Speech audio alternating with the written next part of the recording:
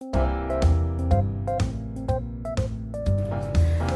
day everyone. Today we are going to discuss the elements of profession. Number one is the initial professional education. Professionals generally begins their professional lives by a college or a university degree. It can be either teacher education, nursing, engineering, or accountancy. This means a long and arduous years of preparation. Take note, this is just the beginning. Number two is accreditation. University programs are approved by a regulatory body like a Commission on Higher Education in the Philippines to ensure that graduates from that university were recognized, these programs were recognized, and their professional lives are with competence. Number three is licensing. Licensing is mandatory and not voluntary and administered by a government authority. In the Philippines, the government authority is the Professional Regulatory Commission or the PRC. Four is professional development. This is an ongoing professional education that maintains or improves professional knowledge and skills after they begin professional practice. In the Philippines, this is continuing professional development mandated by RA 10912, otherwise known as CPT Act number of 2016. Number 5 is the professional societies. Professionals see themselves as part of a community of like-minded individuals who put their professional standards above the individual's self-interest or their employer's self-interest. These professional societies put dedication to the public interest and commitment to moral and ethical values. Professional societies define certifications, criteria, manage certification programs, establish accreditation, and define a code of ethics and disciplinary action for violations of that code. The last but not the least is the code of ethics. The code of ethics, each profession has it. So the code of ethics is used to ensure that its practitioners behave responsibly. The code states what professionals should do. Professionals can be ejected from their professional societies or lose their licenses to practice for violating the code of ethics. So like any other profession has its own code of ethics that every teacher must follow. In Section 23 of Republic Act of 7836, it is stated that the violation of the code of ethics for professional teachers only is one of the grounds for the revocation of the professional teacher certificate of registration and suspension from the practice of their teaching profession. So those are the elements of Profession by Alex S. Brown. Let us now talk about the history of development of teaching as a profession in the Philippines. So the first legal document professionalized teaching in the Philippines was Presidential Decree number 1006 issued by then President Ferdinand E. Marcos. It was the only in 1976 with known as professionalizing teaching. This was felt to ensure that in the immediacy and urgency of teacher requirement, qualitative requirements are not overlooked. And although teaching requires a number of years of collegiate study, it is the only course that is not yet considered a profession. So, in 1976, on the regime of President Ferdinand E. Marcos, he legalized teaching as a profession.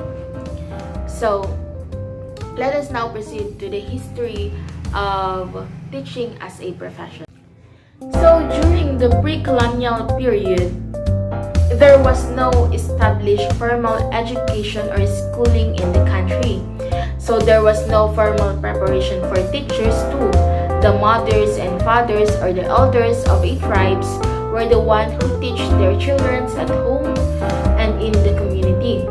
But during the Spaniards came or the Spanish period, and by the virtue of Educational Decree of 1863, free public school system was established. There was one school for boys and another school for girls. In every municipality, the Spanish missionaries serve as teachers. The same decree for normal school run by the Jesuits. These educate male teachers in Manila. Normal schools for women were not established until 1875, so it was the Spaniard who started training teachers in normal schools.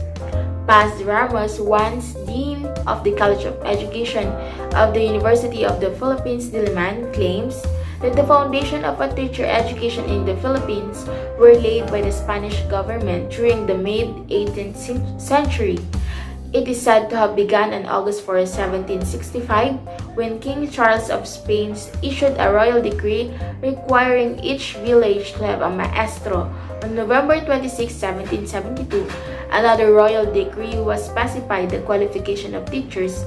However, it was not until 1863 that there was a specific attempt to systematize and update the education of Filipino teachers.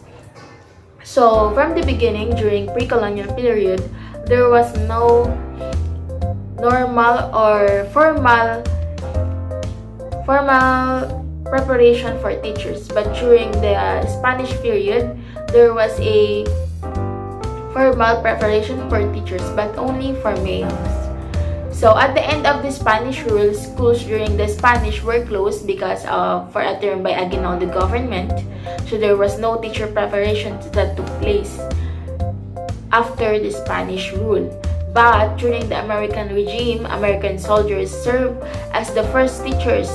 In year 1901, the Philippine Commission enacted into law Act 74, which created the Department of Public Institution, laid the foundation of the public school system, and offered free primary education for Filipinos. It is said that there was a shortage of teachers on that American regime. So the Philippine Commission authorized the Secretary of Public Instruction to bring to the Philippines 600 teachers from the USA. They were called the Thomasites. Due to urgent need for teachers, the Americans gave bright young Filipino students opportunity to take up higher education in American colleges and universities financed by the Philippine government. They were called the pensionados. Act 74 of 1901 also provided for the establishment of Philippine Normal University in Manila, which is now Philippine Normal School, formally opened in September 1901, and an institution for training teachers. For more than 2 decades, Philippine Normal University or Philippine Normal Schools offered a 2-year general secondary education program. In 1928, it became a junior college offering a 2-year program to graduate to secondary schools. In 1949, the Philippine Normal School, renamed Philippine Normal College, offered the 4 Bachelor of Science in Elementary Education. Other 4-year teacher education courses followed after. This means that the present 4-year program of teacher education was then a 2-year program only. Teacher preparation became 4 years only in the year 1949 and thereafter. That would be all for today. Thank you so much for listening, and I hope you learned. God bless you always.